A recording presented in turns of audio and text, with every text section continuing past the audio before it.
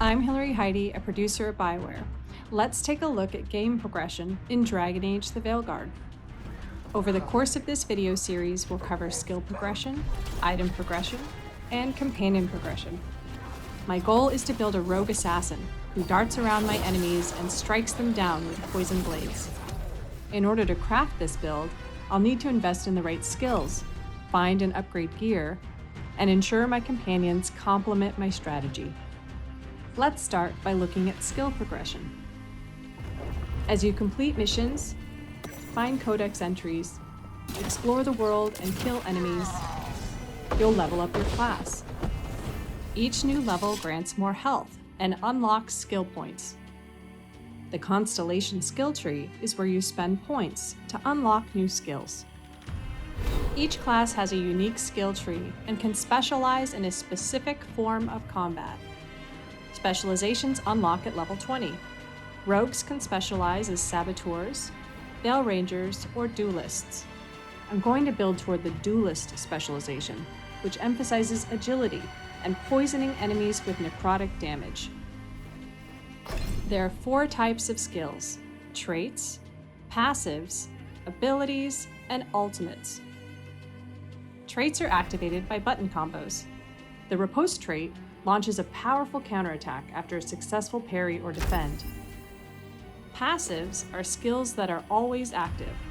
The Death's Blessing passive gives you plus 10% necrotic damage. Abilities are actions you trigger during combat. With the Toxic Dash ability, you dash toward your target to land a deadly blow, dealing necrotic damage. This also applies the Sundered status, but we'll talk more about statuses when we get to companions. And finally, ultimates are high-impact, large attacks that take longer to charge up, but create devastating amounts of damage. Within the duelist specialization, I have access to a unique ultimate ability called a Murder of Crows. I'll unlock this ability and then switch over to my character screen to equip my new ultimate. You can swap out your abilities and ultimates anytime you're not in combat. You can also enhance your abilities with enchantments, but we'll get to that in the next video. By leveling up, unlocking new skills, and choosing a specialization, you can start to design your ideal playstyle. But this is only the beginning. In part 2, we'll talk about item progression. End it now.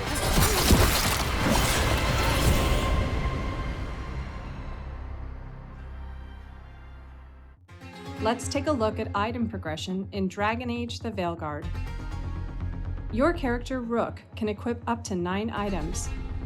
Each class has their own main hand, offhand, and alternate weapon.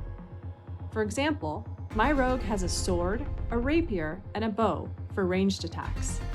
You also have a helmet, armor, a belt, an amulet, and 2 rings.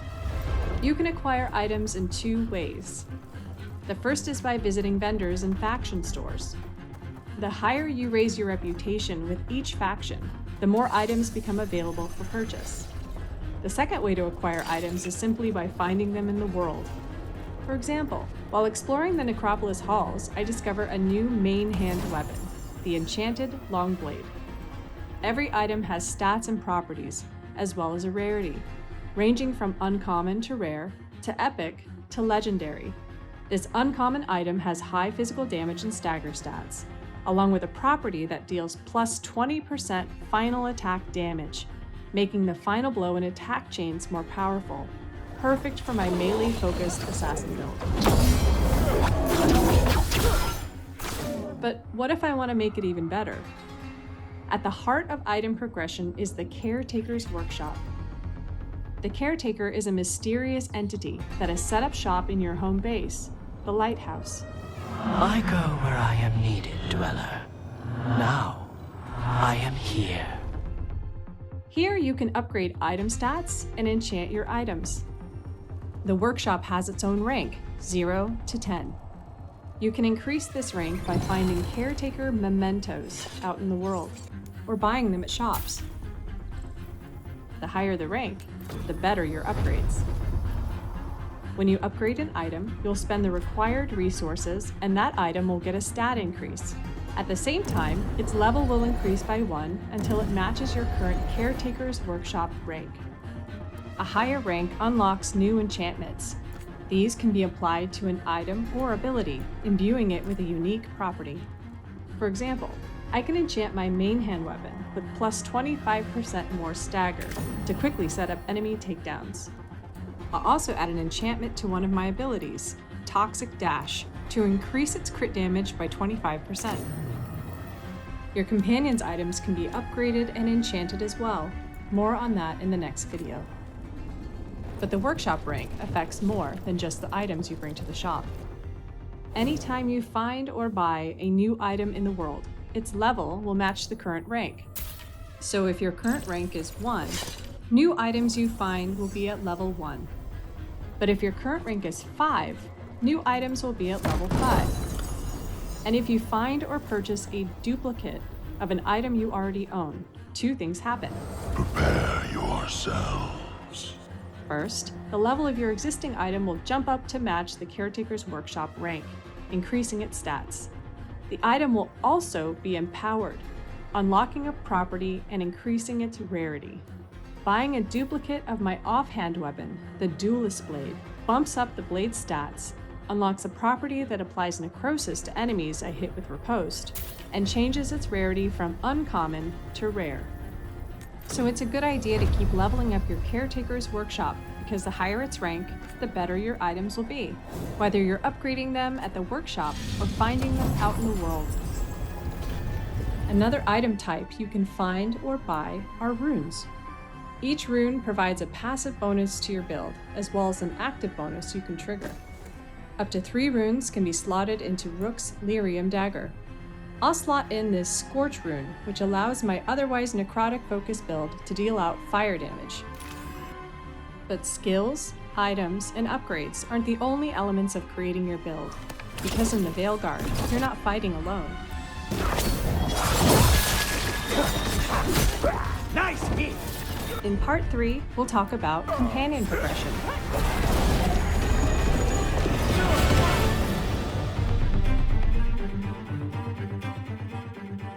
Let's take a look at companion progression in Dragon Age: The Veilguard. Each companion has their own skill tree and unique items.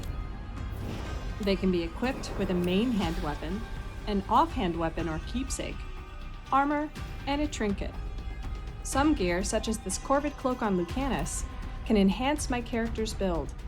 In this case, applying bleeding or necrotic damage whenever I detonate an overwhelmed target. And at the Caretaker's Workshop, I can upgrade and enchant companion items just like Rook's gear. Let's upgrade Lucanus's Corvid cloak to level 5, greatly increasing its bonus ability damage, and enchant it with +1 maximum stack of necrosis. Companions also have their own skill trees, so as they level up, you can spend points to unlock skills that complement your own. Some abilities can serve as primers, applying status effects to enemies such as Sundered, Overwhelmed, or Weakened. Other abilities are detonators, combining with primers to create powerful detonations on status-afflicted targets. You can swap out companion abilities anytime you're not in combat, just like Rook. In some cases, you'll want to spec companions with abilities that can fill in for weak spots in your build. For example, if I know I'm going to face a horde of Darkspawn, which are resistant to my Rook's necrotic damage but weak against fire, I'll want to bring along a companion like Davrin, who has powerful fire abilities. I'll also bring Nev, who can detonate targets that I've primed. First, I'll use Davrin's Asan's Strike ability to inflict fire damage and knock down his Darkspawn. Next, I'll rush in with Toxic Dash to prime a target with the Sundered status. And finally, I'll use Nev's Icebreaker ability on the Sundered enemy to detonate it. In other situations, such as this battle against the undead, I want to max out my necrotic damage potential. I can accomplish that by bringing along Lucanus, a fellow rogue whose gear and abilities increase the amount of necrotic damage I can deal out. Our progression systems allow you to finely tune your skills, gear, and companions to create the perfect build. Got us in the distance.